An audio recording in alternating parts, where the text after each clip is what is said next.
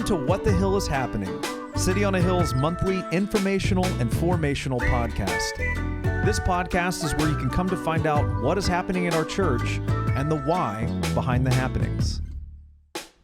New year, new you. Am I right, Chris? Hey, 2024, yeah. Here we are, January edition of What the Hill is Happening. Welcome in. It is good to be back with you in this brand new and improved year. Still Christmassy. It's still Christmassy. Yeah. Which is, I guess a part of filming a month in advance. But here we are.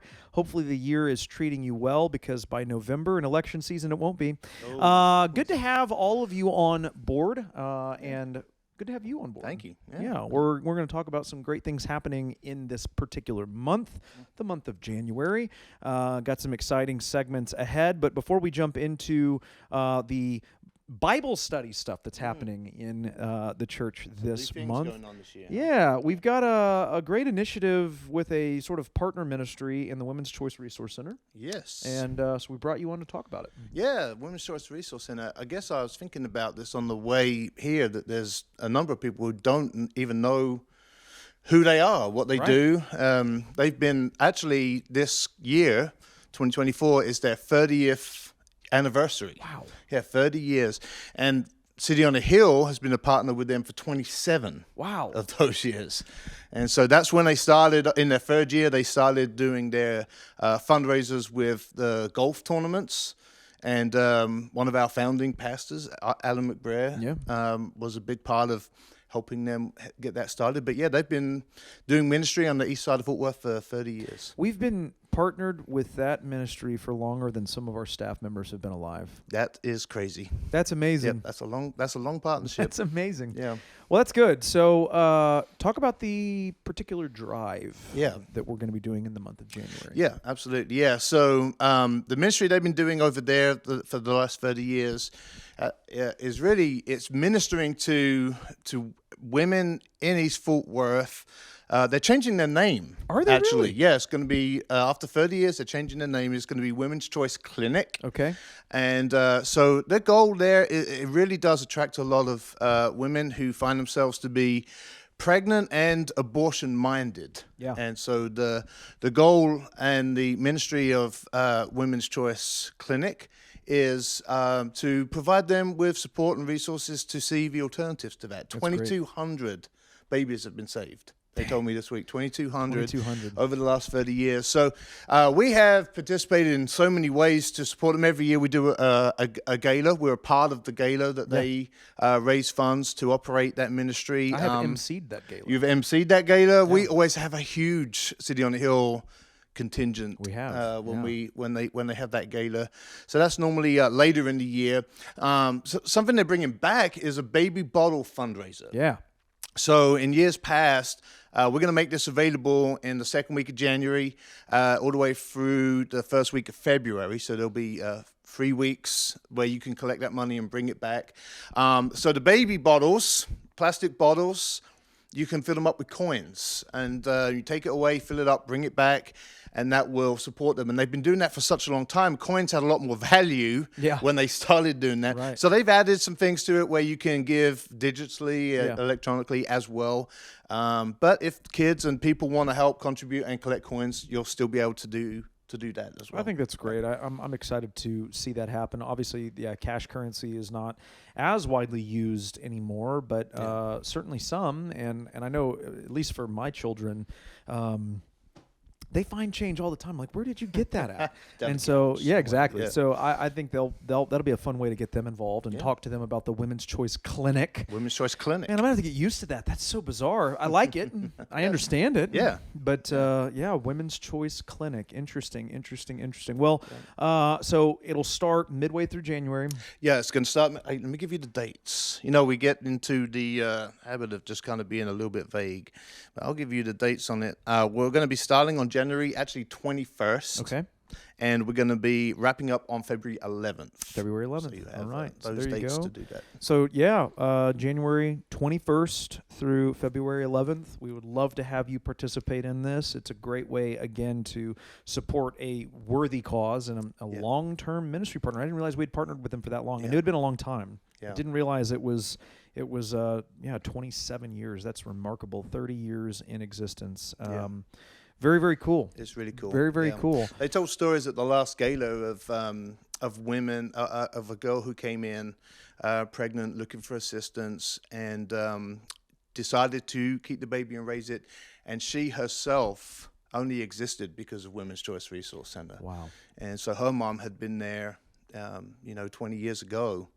And it's a really cool ministry. It is a cool ministry. And there's lots of other ways to get involved if you have interest or a particular calling on your heart to serve women of Eastside in that way. Then please let us know, and we'll connect you with the Women's Choice Clinic to get you the proper information that you need. But really a remarkable opportunity to just simply put forth some of your change and make an impact on 2,200 babies saved. That's amazing. Well, thank you for being here, and 2024, lots of potential. It's early, lots of good things. Is there anything big happening in England in 2024? Do you guys have like semi-annual, annual? I've been here so long that I have lost track of when the big football tournaments are. Wow. There's one in the summer. Okay. That is only happening every 4 years. All the European teams compete. It's called the Euros. And I booked our Puerto Rico mission trip right at the start. I'm going to miss the first 2 England games. What a godly man. Oh, my gosh. Yeah, I'd love to say it's because I'm spiritual and I don't care about those things. I was so frustrated when I found out what I'd done. But, hey, come to Puerto Rico and celebrate with me. There you go.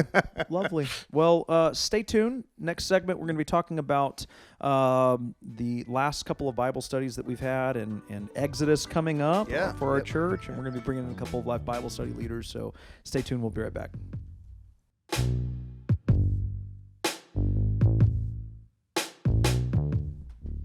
Well, welcome back to this next segment, and I am so excited to have 2 guests today, Charlie Anderson, Sherman Knox, both of whom are Life Bible Study leaders at City on a Hill. And I want to talk about the upcoming study, and really before we get to the upcoming study, to talk a little bit about the studies that we've just been through, because it's taken some time. 88 weeks in Luke, 4 weeks in Advent.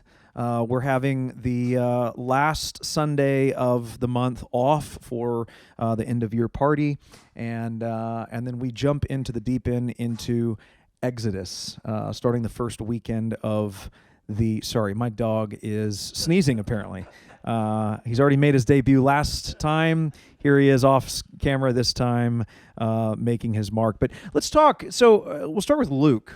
What were some of your most memorable moments in Luke? How did your class respond to it? It was obviously very long, 88 weeks long, longest one we've ever done before. How do you feel like it went? Well, I'll go first, Yeah. I guess. The class, I think, really enjoyed Luke very much. Actually, especially after all the time we spent in Judges, Luke was a breath of fresh air for them. It was air. Period. There was no air in Judges. Exactly. Yeah. But no, I think they really enjoyed it. They got a lot out of it. Yeah. The takeaways that came out of that study in Luke were incredible. Good. And the other thing that I found really remarkable was how every week, regardless of what your message was in the sermon, there was some type of linkage. It was obviously the Holy Spirit that orchestrated that. Right. So that was phenomenal. I think that when we started the Life Bible Study model that we're doing now and writing the material, we started with Matthew. And Matthew was like, I want to say somewhere around like 35, 36 weeks long. Mm-hmm. Somehow between Matthew and Luke, I just figured out, and maybe it was over COVID, maybe it was, I don't know, a number of just kind of growing into learning how to do these to best fit our church. I just came away with the conviction that like it really doesn't matter how long a study takes. You know, like there's this idea, and I think it probably comes from the prepackaged material that you would buy from like Lifeway or somewhere else, where it's like 13-week blocks or whatever, the quarterly, you know. Bowie, you are about to get put outside. I have thinning patience for you, sir. But yeah, and so I think I just realized, hold on. Oh, come here. You, sir, are here. There we go. Chill out. Leave our guests alone. You're not the star of the show. Yeah, you kind of are. Yeah, and I think I just kind of realized that, yeah, it doesn't really matter. And we're going to do the study for as long as the study takes. And then when we're done with that study, we're going to move on to the next one. And we're going to take as long as we want on that one as well. That's great. Yeah. Now, Advent, obviously 4 weeks. Mm-hmm. So not as lengthy time-wise. But how have your groups, and you didn't share about, I'd love to hear about Luke as well. What was your thoughts on Luke as well? It didn't feel like 88 weeks. No. It went by fast, I feel like. Yeah. Yeah. I would agree. And I enjoyed taking the smaller bites. You know, you felt like you could really dig into it and, you know, just really study it. Correct. Yeah. How has Advent been? Great. We love the booklet. Aha. We'd like that every month. I would love it as well. Yeah. I think that, you know, the obviously the way putting the books together took a lot of time. It was a huge effort. Something that we'll do, I'm sure, for Advent next year as well, a little bit earlier. It was a decision that I made like not nearly in enough time. It was pretty short. And yeah, we had several people on the staff come in and really help out getting those things together. But I am working right now on the upcoming series, trying to get enough ahead to where, yeah, ideally, if I could just give you the month of January, to where you have it in a packet. It might not be bound and, you know, laminated and all of that, but at least in a kind of month-to-month capacity, that would be really, really wonderful. It's a little tricky to do so, obviously. It takes a lot of time to put those out, and to do, you know, 2 or 3 of them in 1 week is very hard. So my phone is blowing up. My dog is blowing up. I tell you, it's because he likes you. I engaged him. Exactly. It's my fault. This is the issue. It's my fault. He's like, I like you. I want to come back up there. Well, let's talk about Exodus. So you mentioned bite-sized chunks for Luke. Exodus, I suspect, I haven't obviously written the whole thing. I suspect it will not be as bite-sized, just given the fact that with Luke, you have the discourses of Jesus. You have these, like, you know, teaching segments where I really wanted to highlight each individual sort of big idea in his teaching discourses. Mm-hmm. You don't have that as much in Exodus. I suspect we will take 10 weeks for the 10 commandments. I think that I'm going to give a week per commandment there. I think that's important. But, you know, there's so much narrative in Exodus that I think you can cover a lot of ground and not miss too many small details. If I, you know, can make it work, I'm obviously going to not try to squeeze something into a box, but I will say, just as a personal note, I think it would be amazing to do Exodus in exactly 40 weeks, just as a play on the whole 40 years in the wilderness. We'll see. No guarantees. A third of that is going to be in just the 10 commandments, so maybe not, but I am excited to unfold that, and I'm curious from both of you, when you teach a group, do you notice a difference between New Testament and Old Testament studies in terms of just how the group interacts, the group's interest levels? Obviously, Gospels are, I think, probably some of the most attractive to church members just because it is the life of Jesus, the teaching of Jesus. I think we're seeing that in the Gospel of Mark sermon series as well. There's been a lot more engagement, I feel like. What is your experience in that? When we move to Exodus, do you feel like your groups are going to be as engaged? Do they feel more lost? How does that usually work for y'all? I think I have a mixed group. A lot of them, you know, love the Old Testament. Some of them not so much. Yeah. Well, I suspect that might be the case as well, yeah. For my class. But I can tell you a little story about myself. Okay. You know, when I was going to college, I was in a small Methodist university, and so we were required to take Old Testament and New Testament. And I didn't want to take Old Testament. I just that didn't appeal to me at the Right. time. So I took it, and I had a professor. Her name was Dr. Wonder, and she really brought out the wonder of the Old Testament. That's awesome. In a very exciting way. So I've loved the Old Testament ever since that experience. But what I like about it is the life applications that are in there, even though it's more narrative. Yes. In Exodus, there are so many things, and actually in my private life, of professional life, I've done a lot of management leadership workshops and teaching, and I've pulled out of Exodus a lot of leadership principles. Oh, there's tons in there. There's tons of them. Jethro, in particular, did a great job, setting up the whole idea of effective delegation of authority and span of control in organizations. So, I mean, there's so many good things in God's Word. Yeah. Not just in the Old Testament, but in the New Testament. No doubt about it. So, yeah, I'm looking forward to it. I'm always amazed at, and I think about this story often because it was really formative in me as a teaching pastor, preaching pastor. But when I led the college group I guess now, 11 years ago, 10, 11 years ago, one of the first big studies we did over the summertime was 1st and 2nd Samuel.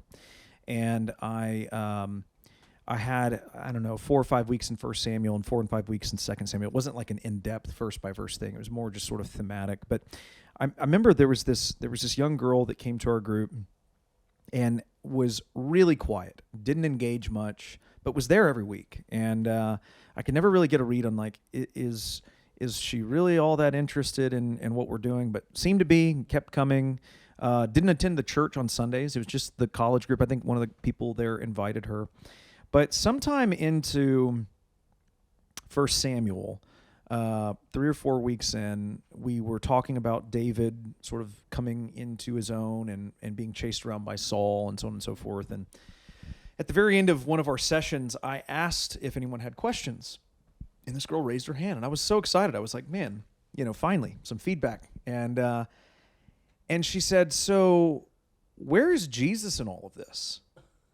And I was like, well, and I'm thinking, like, he hasn't been born yet, And she said, well, I just don't understand, Saul is here, and he, doesn't he persecute Jesus at some point, and then he loses his eyesight, and I was like, oh goodness, you mean that Saul? That's about an 800-year difference here, right? But it really struck me, and as how important it is to not take anything for granted and not assume that anyone knows anything about what we're studying or what I'm teaching. I would have never thought in my life to clarify that King Saul is in fact not the Apostle Paul. Right. But to her, she didn't make that connection. And that was just, it has always struck me as, like, it's so important not to take anything for granted. So, with Exodus, I tried to give as much context as possible and try to give some of the historical dates and things of that nature. Of course, we don't have a great, super clear idea of when some of this stuff happened, but we have some pretty good ideas, and you're going to find that out in the introduction session. I have some cases for some dates of when these things likely took place, but I do think that people get intimidated by the Old Testament more than I realize, and I love the Old Testament. I am similar to you. I had in seminary a professor that brought things out of the Old Testament that just blew my mind. And I actually really wanted to do later doctoral work in Old Testament initially, until I studied Hebrew. And then I decided, no, I'm not doing this. My argument against Hebrew is that Jesus read the Septuagint, and so if the Greek Old Testament was good enough for the Lord, it's good enough for us. Shots fired, Old Testament people. But I do think that it is going to be exciting, and I think that at least, unlike Judges or Amos, we did that one as well, the Exodus has enough familiar stories in it. In fact, the introduction, I'm referencing the Ten Commandments with Charlton Heston. It's a classic. It's an absolute classic. So looking forward to that as well. Well, I just want to tell you all out there watching or listening in, if you're not in currently a Life Bible Study, they're great groups. Every group has kind of its own personality. We have groups that meet during all three of our services, 8, 9:30, and 11. We even have one on Wednesdays at 6:45. So if you're tied up on Sundays and need to do a Wednesday group, then that is available for you as well. But January is a great time to jump in. Lots of people have resolutions and things of that nature. New year, new you. Probably don't make this a resolution, because then you will stop coming after probably 2 or 3 weeks. Like most people fail in their resolutions after the first week. But come because it's good. Come to a Bible study because it's good to learn the Word.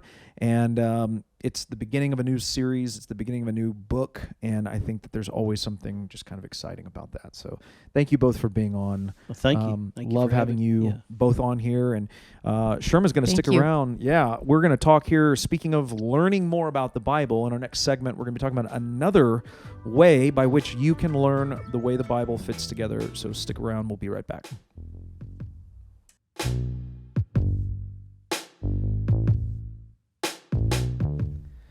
Well, welcome back in for the final segment, and we are once again here with Sherma, and we're excited to talk about a new Bible reading plan that City on a Hill is going to be engaging in starting this year in 2024. Sherma reached out. It's something that you and your husband have done for some time, a couple years now, I guess. This is our 4th year. 4th year, okay. But it is the Bible recap, and we have the discussion guide here that is going to be used for weekly questions, and then this is the nicer 1-year guide that you can use along with the reading plan. So it's a reading plan. If you've been in Christian circles for any number of time, you know that there are 1 or 3 or 5 year Bible reading plans. 1 year is pretty aggressive. It's doable, but you do have to stay on top of it. But the thing that is unique about this is all of the extra stuff that comes with it. And so talk a little bit about what you've learned from it, how it works, what you hope to see come out of it. Yeah. Well, there's, like you said, there's a lot of tools. A lot of us have tried this before, myself included, and not been successful. And actually, when I was approached about doing this 4 years ago, I was like, no, thank you. But I did it with a group of people, which, number one, makes a difference. Yes. The tools make a difference. Yes. Something that this is by Tara Lee Cobble. It's Read Through the Bible in a Year, as you said. She has an app that you can use, 2 apps actually. The Bible app YouVersion, and then whatever podcast player that you use. Yeah. So she actually helps make sense of it. That's good. You mentioned, we've been talking about the Old Testament. It can be daunting. It can be confusing. She actually brings it together, shows how it plays into the big story of the life of Christ, and just makes sense of it. So good. Yeah. So also, she says something frequently about not being legalistic about the pace with which you read the Bible. And that made a huge impact on me because I'm a box checker. Yeah. I like to check the boxes. I wanted to stay on track. But I realized, you know what? So what if it takes me 1.5 years to read through the Bible? Right. I only fail if I quit. Yes. So that took some of the pressure off. That's good. But I actually found, like you said, it was very doable. Particularly within a group, because you can encourage each other, you can inspire each other, you can motivate each other. Yeah. So, and it's not for me just about checking the box of, oh, I've read through the Bible now. It's about creating a rhythm of being in the Word, as a lifestyle. Right. And that's been the biggest surprise and the greatest pleasure for me, because I've been a Christian for, well, I hate to tell y'all how long. A good amount of time. A long time. Yeah. And this has really been transformative. That is amazing for me. I think that's so encouraging to hear, and I think the daily podcast idea, 10 minutes, isn't that what it is? About 8 to 10 minutes. 8 to 10 minutes. Yeah. So I mean, very, very bite-sized. It's not a huge time commitment in terms of like, you can listen to it on the way to the grocery store. You could listen to it at the grocery store if you have AirPods or something, but just something that helps make sense, like you said, of what someone is reading. Certainly there are some stories that are easier to understand, Right. but what about the genealogies, or some of the things that are really couched in historical contexts that are not readily apparent to the average reader? And I think having that as a tool is really, really important. And then, for this guide here, this is, again, not necessary. You can purchase this off the Bible Recap website. In fact, I believe this is one that we're doing a giveaway on. Yes, we So stay tuned for that on details to how to win this. But actually, I take that back. By the time you're watching this will have already been given away, so sorry, not sorry. But you can still buy one on the website. They sell them. But the nice thing about this is that it does have a little bit of the written commentary as well. It has the God shot, which I think is really cool, kind of a cool aspect of what she does. So all of that to say, it's just a really helpful way to, it's a different approach to Bible study. I like to think of what we do in Life Bible Study as is very focused. There's usually a big idea. There's a sort of session objective, something that theologically is intended to hit our people right where they are, give them something to apply, something kind of bite-size. The kinds of benefits from a program like this, which can be done incidentally alongside a Life Bible Study, and you do both. I do both. Yeah. And I was concerned about that initially. Yeah. It works very well. Yes. You're getting the broad view here. Exactly. You're getting to dig in a little more in Life Bible Study. Yeah, I think where Life Bible Study is really more aimed at understanding deeper, more pinpoint ideas thematically and so on and so forth. Like you said, this is a little more of a broad approach to understanding the Bible. And it is transformative, not so much in that you are taking principles and applying them to your life, because you're on the move. You're reading every day, almost every day. I like the legalistic aspect as well. I think removing that makes it all the easier. But I think the transformative portion of this is just the practice of doing it. Yes. Of just being in the Word. Well, and like you mentioned, the God shot, you're reading to find out what God's nature is, what God's attributes are, what He loves, what He hates. Yes. You're reading to find out who God is. Right. And so it changes, how you read just a little bit. No doubt. Yeah. I think it's important. And there's my other dog. This is just the episode of dog. It's because we're having something delivered. This is the benefit and the curse of doing a podcast in your home, is you have mailmen come in the middle of shooting, and the dogs don't like that. So he'll calm down. It'll be fine. All that to say, I think that it's easy to read the Bible and think, how does this apply to me, right? Where do I fit in this? And yeah, the benefit of like what you were talking about with this God shot idea is, what is God doing? How is God revealing Himself? That's God is the star of the show, not us. And so it's kind of learning to rightly read the Scripture in a manner that puts Him in that top position as He should be. And that's one of the things we'll do in the group on Wednesday nights. We'll obviously talk about what we read, but we're also going to talk about how to read the Bible, how to look for God, how to find that God shot. What are our best practices? What's challenging us as far as weekly getting this done? So that's good. There'll be a lot of encouragement. So let's talk about then for a moment. This is a weekly meeting as well. It's not just an initiative we're taking on, but there is a meeting that goes along with this. It's on Wednesdays, 6:45. In fact, we're going to put you in B201. I haven't even told you that yet. But B201 is where you'll be, and it's a good-sized room, so there's plenty of space for anyone who wants to join.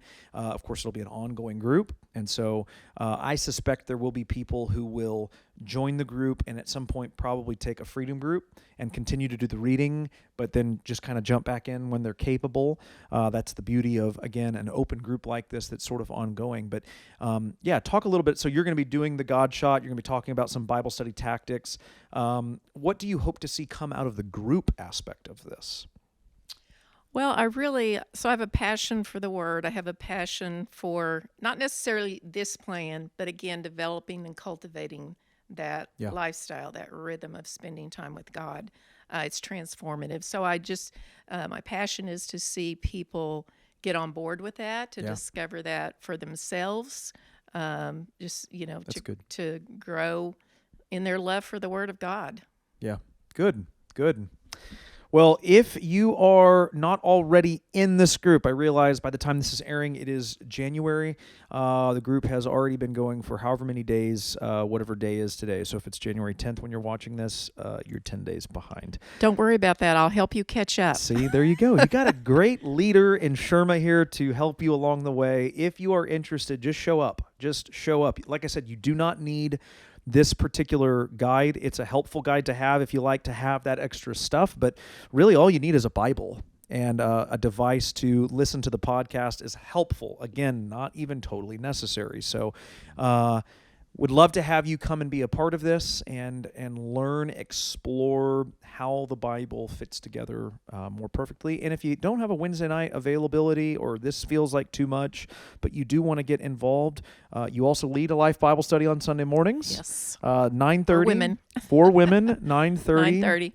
And so we need a new room. You do need a new room. We need a new Y'all room. are growing. Yes. It's a problem that all of our groups are experiencing right now, and I'm trying to get some of them to push off to 8. No one wants to study the Bible at 8 o'clock. So I get it. It's early, but either that or if you have or know someone who has a spare several $1 million to build a new building, then you can have them donate to us, and then we'll build a building with enough rooms for Sherma to have a bigger Bible study. It's really for her and the Bible study ministry and no other reason. So thank you for being on. Thank you. Yeah, I'm excited to see how this works in 2024. Excited to see how 2024 goes for you. Of course, next month, February, look out for the next episode. But until then, if you're ever wondering what the hill is going on, you know where to come.